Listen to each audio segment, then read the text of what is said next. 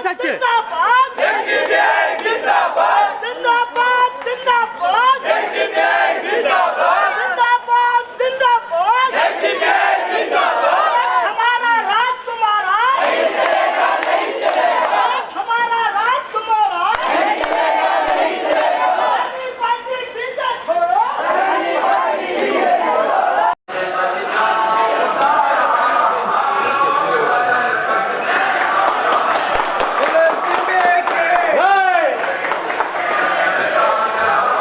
ये ऐसे इलाके हैं जहाँ पर माइनॉरिटीज़ की आबादी और पिछड़े हुए तबक़ात की आबादी सबसे ज़्यादा यहाँ पर 70.5% से ज़्यादा है।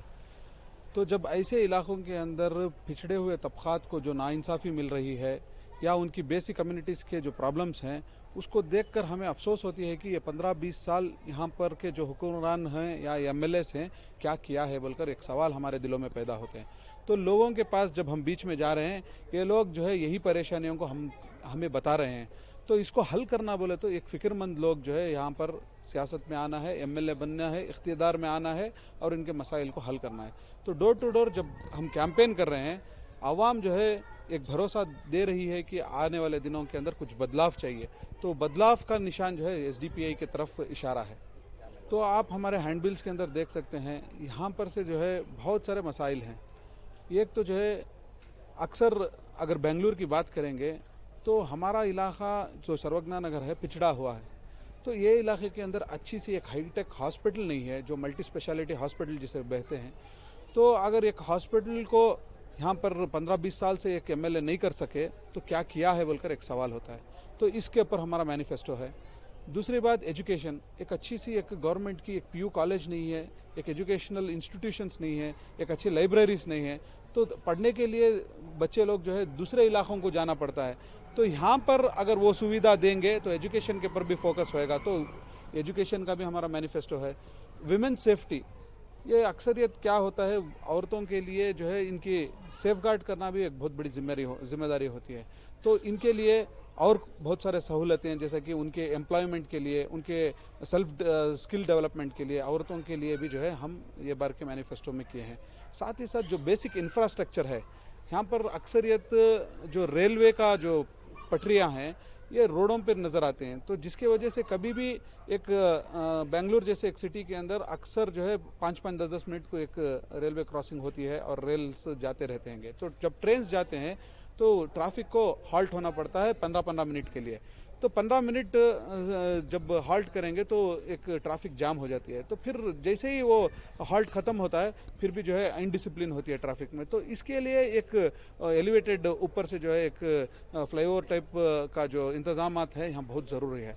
तो बहुत सारे ऐसे आइडेंटिफाइड प्लेसेस हैं। तो ऐसे बहुत सारे मुख्तलिफ हमारे मैनिफेस्टोस में हमने लोगों तक बताया है कि हम जीतने के बाद ये करेंगे बोलकर। क्या उम्मीदें हैं सर, यहाँ की आवाम से क्या उम्मीदें हैं? क्योंकि पिछड़े छोटे लोकल बॉडी सिलेक्शंस में आवाम ने हमें भरपूर ताउन किया है, उससे ये जाहिर होता है कि हमें एक बार मौका है। क्योंकि ये फेलियर्स ऑफ कांग्रेस जो हमें मिले हैं, चाहे वो बहुत सारे मामलात में जो एक साल से अगर कर्नाटका की बात करेंगे बहुत सारे मामलात में जो फेलियर्स हुए हैं वो फेलियर्स को अगर हम सही तरीके से एनकैश करेंगे यानी कि लोगों तक बताएंगे तो ज़रूर कामयाबी होगी। ಸರ್, ಈಗ ನಿಮ್ಗೆಲ್ಲರೂ ಗೊತ್ತಿರೋದು ಬೇರೆ ಪಾರ್ಟಿಗಳವ್ರು ಬೇರೆ ಎಲೆಕ್ಷನ್ ಬಂದಾಗ ಬರ್ತಾರೆ. ಬಟ್ ನಮ್ಮ ಪಾರ್ಟಿಯವರು ಈಗ ಕೋವಿಡ್ ಬಂತು, ಕೋವಿಡಲ್ಲಿ ಯಾರು ಬಂದು ಜನಗಳಿಗೆ ಸಹಾಯ ಮಾಡಿದ್ರು? ನಮ್ಮ ಪಾರ್ಟಿಯವರು ವಿತೌಟ್ ಎಕ್ಸ್ಪೆಕ್ಟೇಷನ್, ನಮ್ಮ ಕ್ಯಾಡ್ರಸ್ ವಿತೌಟ್ ಎಕ್ಸ್ಪೆಕ್ಟೇಷನ್ ಕೆಲಸ ಮಾಡಿರೋರು. ಕೋವಿಡ್ ಆಗಲಿ ಯಾವುದೇ ಫ್ಲಡ್ಸ್ ಬರಲಿ ನಮ್ಮವರು ಫ್ರಂಟಲ್ಲಿ ಬಂದು ನಿಂತ್ಕೊಂಡು ಕೆಲಸ ಮಾಡ್ತಾರೆ. ನಮ್ಮ ಎರಡು ಅಜೆಂಡಾ ನಮ್ಮದು ಅಷ್ಟೇ, ಹಸಿವು ಮುಕ್ತ ಭಾರತ, ಭಯ ಮುಕ್ತ ಭಾರತ. ನಾವು ಯಾರಿಗೂ ಎದುರೋರಲ್ಲ. ನಮಗೇನಿದ್ರು ಈ ಕರಪ್ಷನಿಂದ ಹೊರಗೆ ಬರಬೇಕು. ಆದ್ದರಿಂದ ದಯವಿಟ್ಟು ಬೇರೆ ಪಾರ್ಟಿಗಳವ್ರು ನಿಮಗೆ ಏನೋ ದುಡ್ಡು ವಗೇರ ಕೊಟ್ಟು ಓಟ್ ಕೇಳ್ಬೋದು, ನಾವು ಆ ಥರ ಅಲ್ಲ. ನಾವು ಮಾಡಿರೋ ಕೆಲಸದ ಮೇಲೆ ನಾವು ಓಟ್ ಕೇಳ್ತಾ ಇದ್ದೀವಿ. ಸೊ ನಮ್ಮ ಕೆಲಸ ನೋಡಿ ಓಟ್ ಕೊಡಿ ಅಂತ ನಾವು ಓಟ್ ಕೇಳ್ತಾ ಇದ್ದೀವಿ ಸರ್. ಯಾವ ಕಾನ್ಸ್ಟಿಟ್ಯೂನ್ಸಿ ಇದು? ಸರ್ವಜ್ಞಾ ನಗರ ಸರ್. ಸೀರಿಯಲ್ ನಂಬರ್ 6 ಅವ್ರದ್ದು ಗ್ಯಾಸ್ ಸಿಲಿಂಡರ್ ಅಬ್ದುಲ್ ಅನಾನ್ ಸಾಬ್ ಅವ್ರಿಗೆ SDPI ಕ್ಯಾಂಡಿಡೇಟು. ದಯವಿಟ್ಟು ಅವರಿಗೆ ಮತ ಕೊಟ್ಟು ಅವ್ರನ್ನ ಜಯಶೀಲನಾಗಿ ಮಾಡಬೇಕಂತ ತಮ್ಮೆಲ್ಲರೂ ನಾವು ರಿಕ್ವೆಸ್ಟ್ ಮಾಡ್ಕೊತೀವಿ ಸರ್. पार्टी जो है ना, मुख्तलिफ पार्टियाँ इस कॉन्स्टिट्यूंसी में कॉन्टेस्ट कर रहे हैं इलेक्शन, तो SDPI को क्यों वोट दें? जैसा कि आप हजरात देख सकते हैं, तमाम वोटरों से भी मेरी आपकी तरफ से अपील है कि जब भी ज़रूरत पेश आएगी कॉन्स्टिट्यूंसी के अंदर मौजूदा जीता हुआ MLA इससे पहले 15 साल से वो कॉन्स्टिट्यूंसी के अंदर रहने के बावजूद आज भी हमारे बाज़ इलाक़ों के अंदर 15 दिन में एक मरतबा पानी आता है और यहाँ कुछ मसाइल पेश आते हैं तो इनको मिलने के लिए अपॉइंटमेंट लेने पर भी इनसे मुलाकात नहीं होती और ये कभी भी नहीं आते। और जहाँ पर अगर तरक्की की काम करने के बजाय यहाँ के जो MLAs के फ़ंड्स आते हैं वो फ़ंड्स के अंदर उठाकर ये काम करने के बजाय ये दूसरे तरीक़े से लाकर यहाँ पर स्कूल का डेवलपमेंट कर रहा हूँ, अलग अलग तरीक़े से बताते हैं, लेकिन जो इनके फ़ंड्स है कभी भी कॉन्स्टिट्यूंसी के अंदर तरक्की नहीं हुई। और इनके जब इनको ज़रूरत पड़ी यहाँ पर DJ हल्ली KJ हल्ली का मसला जब पेश आया उस वक्त ये चाहते तो यहाँ के लोगों के अंदर एक इत्मीनान का माहौल पैदा करके यहाँ के बेगुनाहों को सज़ा दिला, जो बेगुनाह हैं उनको आज़ाद कराकर मुजरिमों को सज़ा दिलाने के अंदर एक नुमायाँ किरदार अदा कर सकते थे।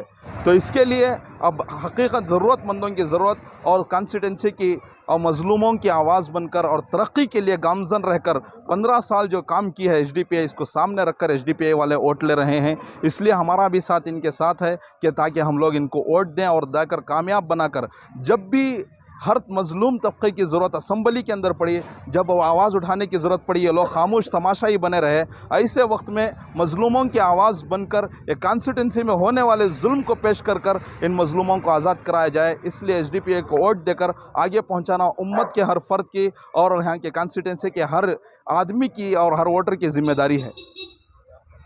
मेरा नाम अब्दुर्रहमान उस्मानी। HDPI के कैंडिडेट हैं अब्दुल हन्नान, तो अब्दुल हन्नान को क्यों वोट करेंगे? अब्दुल हन्नान को वोट करने की वजह यह है कि यहाँ पर जो 15 साल से जो KJ जॉर्ज जो काम कर रहे हैं यहाँ पर, उनसे हमें बिल्कुल नाउमीद हो चुके हैं। सब में पहली बात यह है कि जॉर्ज यहाँ पर 15 साल से हैं, लेकिन हर 5 साल में आखिरी 1 साल ही पूरी इलाके में कॉन्स्टिट्यूंसी में नज़र आती हूँ, कभी भी नज़र नहीं आते।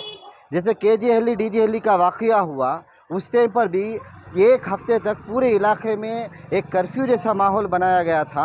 उस दौरान में 4 लोग शहीद हुए और ना उनके घरों को तक वो पहुँचे, ना मुसलमानों की हालात, ना घर टू घर जाकर रखा उन्होंने किसी का जायज़ा लिया, किसी का जायज़ा यहाँ पर नहीं लिए। यहाँ के मकामी एतबार से वो पानी का निज़ाम हो या रोड का निज़ाम हो, रोड आज तक नहीं पड़ा। इलेक्शन के करीब में 1 साल में अब रोड पड़ा है गोविंदपुर के इलाके में। और यहाँ तक भी हलाल कट का मामला आ जाए या हिजाब का मामला है, कहीं भी असेंबली में KJ जॉर्ज बात करता हुआ कभी भी हमें नज़र नहीं आया। जॉर्ज इतना सीनियर लीडर रहने के बावजूद भी कभी भी कौन सी भी इशू के अंदर सामने मुसलमानों के खुसूसन इशू के बारे में कभी सामने नहीं आया। और ये खुसूसन 15 साल से तो उसकी यहाँ पर ये कॉन्स्टिट्यूंसी में उसने जीता है, लेकिन ये जो 5 साल थे, 5 साल में जो रोड के ऊपर जो पाइपलाइन बिछाई गई थी, उसके बारे में भी यहाँ पर आधा रोड पाइपलाइन पड़ा है, आधा रोड नहीं पड़ा है। यहाँ का मकामी MLA कभी भी मुसलमानों के रोडों पर यहाँ पर तरक्की के लिए कभी आगे नहीं बढ़ा है। और वही इलाका अगर आप भानसवाड़ी देख लें, अगर उस तरफ के इलाकों की देख लें, वहाँ के रोड कितने अच्छे तरीके से पड़े हुए हैं, आप नज़र दिखा कैसे गड़े पड़े हैं यहाँ पर ही। ऐसे इलाकों में हम आकर जॉर्ज को वोट देकर हम क्या अपने आप को नुकसान कर लेंगे? हम ना आकर एक ऐसा उम्मीदवार चाहिए, ऐसा हक की आवाज़ उठाएं। हमारे दिखे रोड डालना, ये चिरंडी डालना, ये तो एक तो मसला यहाँ के मकाम का है, लेकिन जब मकाम अब असेंबली का आ जाता है, जब हिजाब का मसला आता है, जब 2B का मसला आता है, ये तमाम मसले असेंबली के लेकर जाने के वास्ते हमने किसी कांग्रेस के लीडर को हमने नहीं देखा। और खुसूसी एतबार से इस कॉन्स्टिट्यूंसी के KJ जॉर्ज ने कभी भी इसके ऊपर आवाज़ नहीं उठाई। कभी हमें नज़रों में हमारे इलाकों की तरफ, हमारी गलियों की तरफ कभी हमने इन 5 सालों में कभी जॉर्ज को नहीं देखा, सिवाय इस इलेक्शन के 3 महीनों में जब नज़र आ रहे हैं, इससे पहले कभी नहीं देखा। इसीलिए हम यहाँ के उम्मीदवार को बदलना चाहते हैं और अब्दुल हन्नान HDPI को यहाँ पर लाना चाहते हैं, ताकि हमारी आवाज़ लोगों तक लेकर जाएँ, असेंबली तक लेकर जाएँ और हक की आवाज़ आगे तक पहुँचाए। इसलिए हम ये काम कर रहे हैं। मेरा नाम शकील अहमद सऊदी है, गोविंदपुर का रहने वाला हूँ।